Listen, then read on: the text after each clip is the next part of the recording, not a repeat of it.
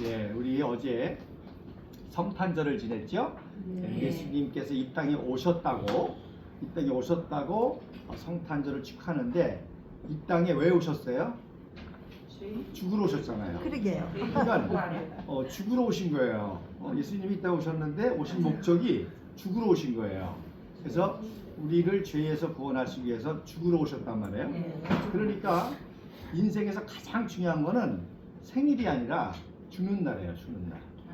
그래서 죽는 것이 위대하기 때문에 생일을 기억하는 거예요. 그러니까 예수님께서도 십자가에 죽으시고 부활하셨기 때문에 탄생의 의미가 있는 거죠. 그러니까 우리도 생일 잔치를 하지만 생일이 중요한 것이 아니라 정말 하나님께서 우리를 이 땅에 내셔서 사명을 감당하고 잘 죽을 때 그의 탄생이 의미가 있는 거죠. 그러니까 그런 말도 있잖아요. 차라리 태어나지 않았으면 더 좋을 뻔하였다. 다른 유다 같은 경우는 아예 태어나지 않았으면 더 좋을 뻔하였다는 거예요. 그게 누구예요? 김일성 같은 사람이죠. 차라리 태어나지 않았다. 근데 지금 우리가 겪고 있는 사람이 또 있잖아. 지금. 이재명 이런 사람이 정말 차라리 대한민국에 태어나지 않았으면 좋을 뻔 그런 상황 같단 말이에요. 그 얘기는 무슨 얘기인 거 아니? 차라리 태어나지 않았으면 좋을 뻔한 사람이 많이 있잖아. 그 얘기 무슨 얘기인 거 아니? 정말로 이 시대에 죽음을 각오하고 정말로 사명을 감당하는 사람이 필요하다는 거예요. 정말 죽음을. 그래서 오늘 사도 바울의 고백이 뭐예요? 나의 달려갈 길과 주 예수께로 받은 사명, 복음을 전하는 일을 위해서는 나의 생명을 조금도 귀하게 여기지 않는다는 거예요. 사명을 감당하기 위해서 생명까지도 바친다는 겁니다. 그런데 우리가 아는 것처럼 그러면 복음 전하는 것만 사명이냐? 아니잖아요. 사도 바울도 그랬잖아요. 어떤 사람에게는 복음을 전하는 사명, 어떤 사람은 가르치는 사명, 어떤 사람은 의사가 돼서 병 고치는 사명, 또 이런 사명인 것처럼 그래서 자기 사명이 무엇인지를 깨닫는 게 진짜 중요하단 말이에요. 그래서 보통 그렇게 얘기하죠. 사람은 3번 태어나야 된다. 첫 번째는 엄마 뱃속에서 태어나고, 두 번째는 바로 죄에서 구원받는 중생, 이 거듭남을 체험해야 된다는 거예요. 그래서 여러분이 아시는 것처럼 이승만이라는 청년도 한성 감옥에서 그걸 체험했거든요. 왜 그랬냐면 똑똑하니까 그 선교사들의 복음이 잘 안 믿어지는 거야. 그리고 내가 똑똑하니까 내 힘으로 대한민국 개혁운동 하면 되고 내 재주를 가지고 하면 되지. 근데 우리가 모르는 게 있는데 이승만이 굉장히 성격이 괄괄했습니다. 그래서 이 주먹도 잘 졌어요. 그래서 굉장히 과격하고 또 그 당시 대부분 다 그렇지만 술도 잘 먹고 담배도 피고 성격이 괄괄하고 그러니까 아펜젤라 선교사님이 걱정이 되는 거야. 그래서 그렇게 해가지고는 나라와 민족을 개혁하는 위대한 지도자가 될 수 없고 정말 위대한 지도자는 산상수훈처럼 온유하고 겸손하고 비폭력을 하고 이게 더 위대한 거다. 이걸 가르쳐 주는데도 그게 안 들어오는 거야. 그래서요 실제로 12월 23일 날 하필이면 또 성탄절 전날인데 12월 23일 날 지금 대한문에서 만민 공동회의 집회를 하는데 그때 이승만을 체포하라고 보부상을 보낸 거야. 그래서 보부상하고 맞짱을 떴습니다. 이승만이가.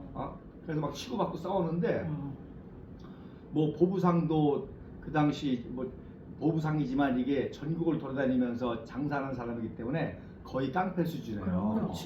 근데 뭐 이승만이가 그때 23살이니까 뭐 칼칼하잖아. 그래가지고 치고받고 싸워서 때려눕히고 하는데 누군가가 와가지고 이승만 너 잡으러 온 거야. 너 잡으러 온. 근데 다행인 게 이승만의 얼굴을 사람들이 몰라. 보부상들이. 그렇지. 그래가지고 싸우는 거야. 그래서 그 얘기를 듣고 얼른 그 배작대로 피신을 한 거예요. 피신을 했다가 12월 24일 날이 성탄절이잖아. 마침날. 그래서 예배를 드렸는데 감사하게 그 사진을 찾았어요. 또. 지금 몇 년 전에 이게 지금 1898년도 12월 25일 날 성탄절에 그 단발영화하고 저 뒤에 아펜젤라 선교 서 있고 성탄절의 사진을 찍었습니다. 그 당시는 배제학당이 취해법권 지역이거든. 선교사 지역이니까 경찰들이 못 들어가는 거야. 거기서 예배를 처음 봤는데 그때까지만 해도 이 은혜가 안 되는 거야. 그러다가 한 2주 지나니까 몸이 근근질 하잖아 거기서. 근데 1월 8일 날 1899년 1월 8일 날 셔먼 선교사가 나이 차이도 6살밖에 안 되기 때문에 이승만은 영어를 가르치고 그 사람은 또 한국어를 가르치고 이승만은 한국어를 가르치고 영어를 배우고 그러면서 친해졌거든. 야 이제 좀 조용한 것 같으니까 나 왕진 가는데 통역하러 가자. 그래서 그거 따라 나갔다가 남산 근처에서 순공한테 잡힌 거예요. 아이고. 잡혀가지고서는 감옥에 들어갔는데 아직 미결수잖아. 물론 대역죄 혐의로 잡히긴 하지만 아직 미결수란 말이야. 서소문 구치소에 있었어요. 그래서 서초문 구치소에서 조사를 받으러 왔다 갔다 하는데 꼬임에 넘어갔네 또 이게. 서상대라고 하는 강릉 군수인데 이놈은 파렴치겸이야. 이놈이 도망가고 싶어가지고 살살 꼬신 거야. 그래서 몰래 총 2자루를 가지고 와가지고 최정식이라고 그 사람 정치부이거든. 그 최정식한테 하나 주고 이승만한테 하나 준 거야. 자기는 안 갖고 서상대는 놈이. 그래가지고 1월 9일 날 탈출했는데 최정식이는 권총을 쏘서 안내라 그러지. 간수를 죽이고 도망갔고 이승만은 다행히 총을 안 쏘고 곧장 붙잡힌 거예요. 그래서 이미 선교사들이 노력해가지고 이 대역죄 혐의는 다 벗어졌는데 그래서 가만히만 있으면 그냥 석방되는데 괜히 속아가지고 들썩해가지고 총기 들고 나갔다가 잡혀가지고 현행범이 됐잖아요. 총기 휴대 탈출 미수범. 그 현행범이에요. 그러니까 곧바로 한성감옥이 들어간 거예요. 한성감옥은 군인들 같은 중재수만 들어가는 데였거든요. 거기 곧바로 들어간 거예요. 그제서 정신이 바짝 나는 거야. 첫째, 폭력 쓰지 말고 그렇게 하지 말라 그랬는데 그거 순종 안 했지. 그 다음에 주먹만 쓴 게 아니라 권총도 쓸 뻔했잖아. 근데 다행히 이게 성령의 역사인지 권총을 사용을 안 했어요. 나중에 최정식이는 권총을 사용해가지고 사형을 당했어. 근데 이승만은 사용을 안 했어. 나중에 깨닫고 하나님이 나를 구원했다. 그때 총이라도 한 방 쐈으면은 그렇죠. 살인이거든. 빼도 박도 나거든. 네. 근데 바로 잡혀가지고 그래서 어리석게도 남의 말을 들은 거.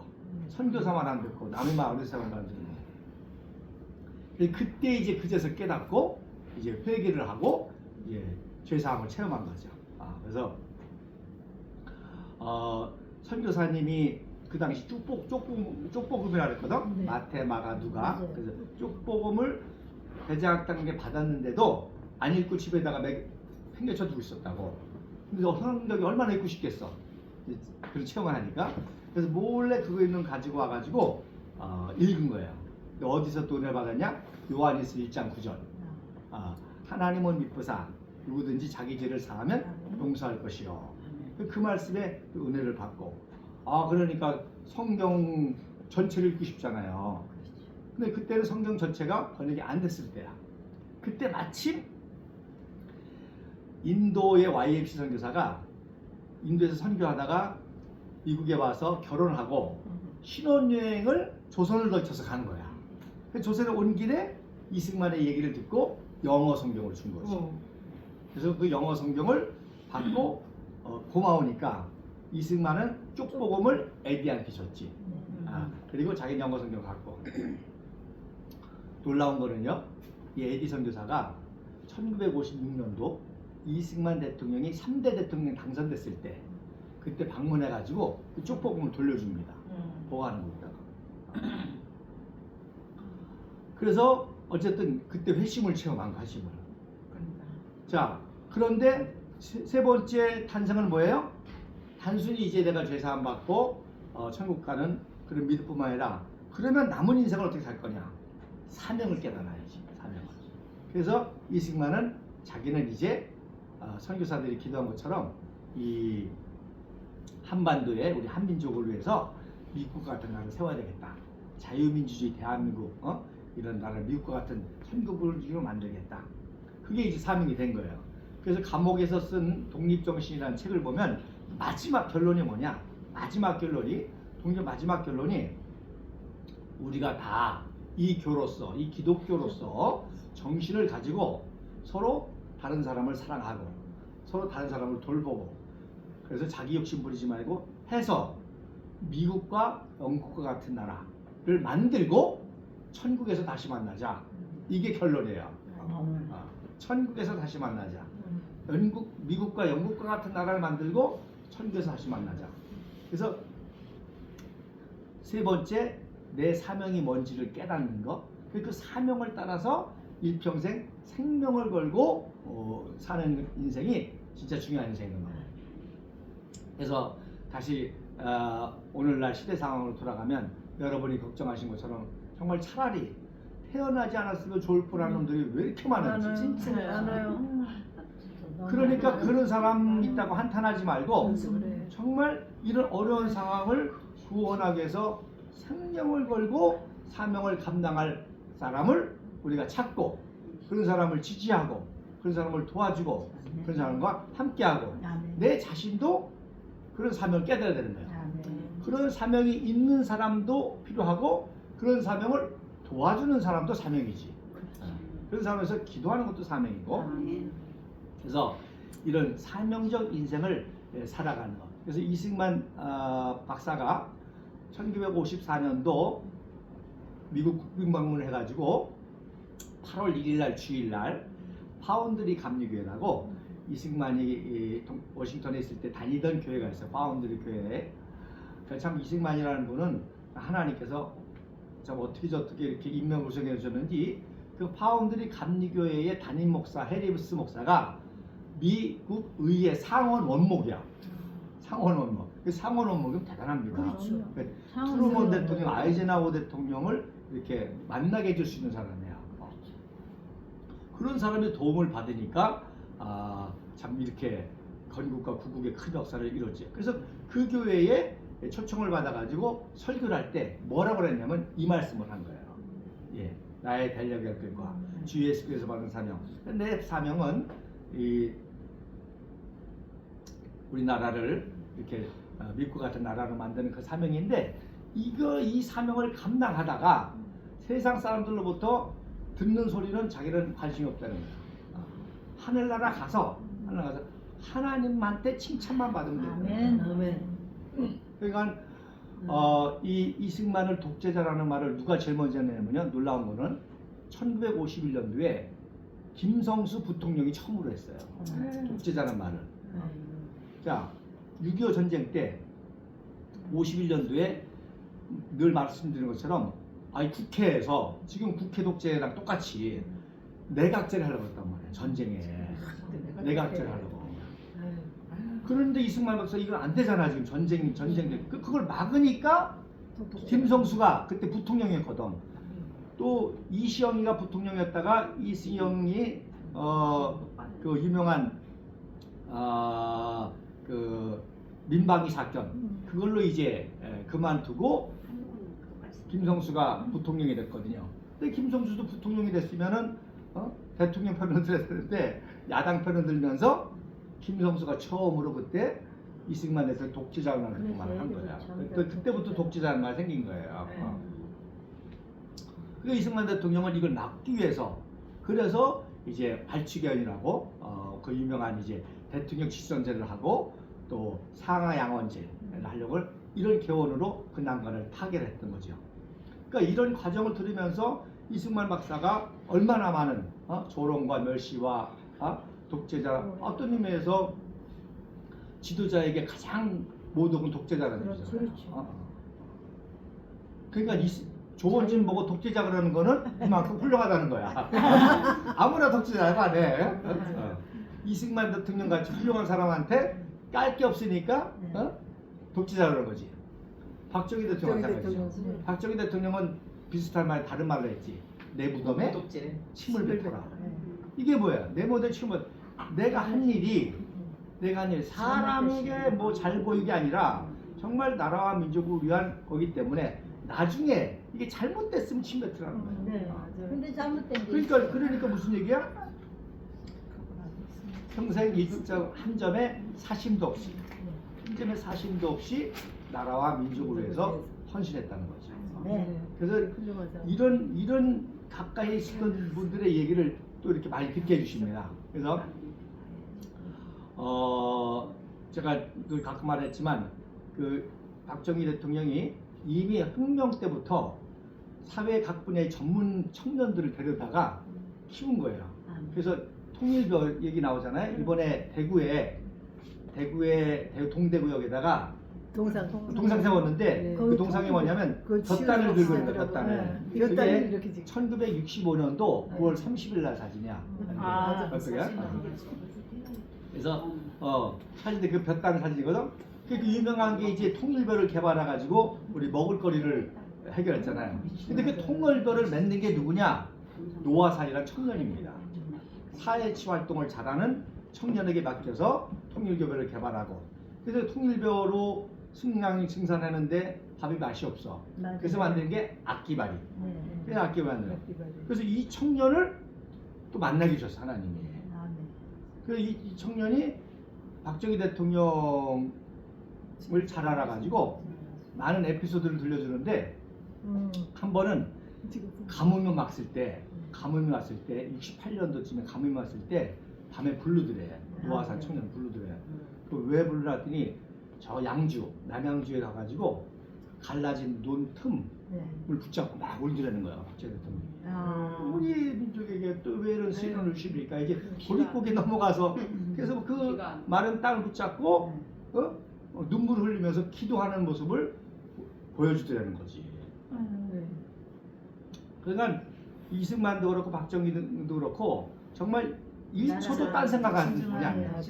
그리고 단 1달러도 네. 헛되이 쓴 게 아니야. 맞아요. 그러면 독재자의 기준이 뭐야? 배워야 자기 권력을 가지고 자기 사력을 사용하는 게 독재자지. 그런 그렇죠.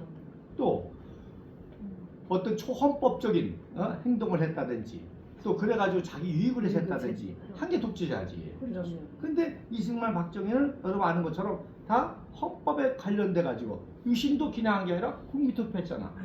국민투표 해서 한 거예요. 그래서 네. 통일부채국을 만들어서 선거해가지고 한 거고, 이승만 대통령 말씀드린 대로 계엄령을 선포해가지고 국회 해산권이 있었다고 하면은 국회 해산권을 안 하고 계엄령을 통해서 발치개헌을 성공시키고 이렇게 했단 말이에요. 그러니까 지금 야당이 하는 짓이 겉으로는 법을 이용한 것 같잖아. 맞아. 법을 이용한 것 같지만 사실은 그 법을 이용해 가지고 온갖 나쁜 짓을 하는 거잖아요. 맞아. 그래서 네. 우리나라 사람들이 제일 많이 쓰는 말이 있다는데 여러분 뭔 것 같아요? 우리나라 사람들이 일상생활에 많이 쓰는 말. 누가 이렇게 하면은 누가 막 뭐라 그러잖아? 뭐라고 무슨 일을 해? 당신 막 이렇게 또 그럴 수 있어? 그러면 뭐라 그래? 세상에 그런 법이 어디 있어? 그런 법이 없어. 잘못했는데 억울한 그런 말. 법이 세상에 그런 법이 어디 있어? 그 어떤 사람이 그러더라고.